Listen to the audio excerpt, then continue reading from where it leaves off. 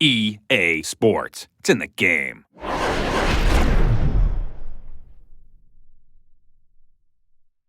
Hey, what's up, gamers? This is EA Sports Game Changer Shot Master here with Rex Dickson, gameplay designer on Madden NFL 25. Is that your official title? Creative director, football gameplay. All right, that's what his official title. He's the man when it comes to gameplay, and this is just going to be a quick video about some of the certain things that I've seen encouraging since I played it here at E3.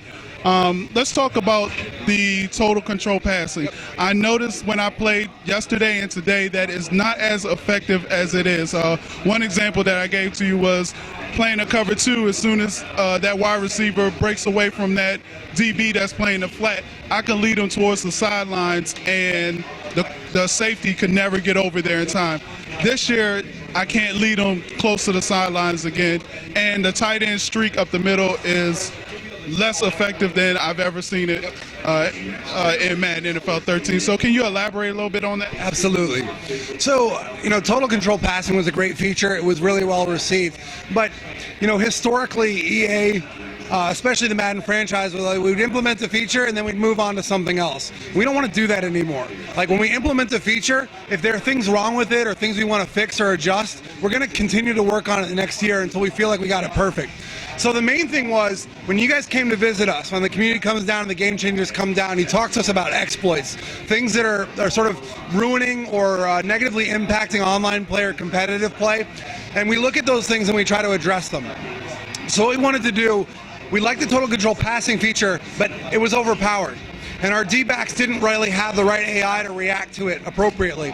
So what we did is we sort of toned it back a little bit, so it wasn't the kind of thing that you could never defend. It was still the kind of thing that you could use to get more powerful passing, more control for the user, but at the same time, we didn't want it to be this thing that ruined competitive or online play, essentially becoming an indefensible offensive weapon. So what we've done, and it was mostly based on your guys' input, is tone some of those things back a little bit so it's not so overpowered. Nice. The other thing I noticed was, I want to touch on interceptions. I noticed that I can't quite figure it out, but interceptions are a little bit different than they were last year. Can you explain what's the difference? Yeah, well, the first thing is, and it was, again, based on feedback from the community and the game changers, and this is an important point because I want all of the people out there, all of our fans, to understand that, the game changers are making an impact on the game. When you guys come to us with stuff, we do take it very seriously and we look at it. So what you told us was ball hawk's too powerful. And what you said was people are holding Y from the snap. And we're like, well, that's not even the way it's supposed to work. You're supposed to hold it when the ball's in the air. So essentially being able to hold it from the snap was a bug.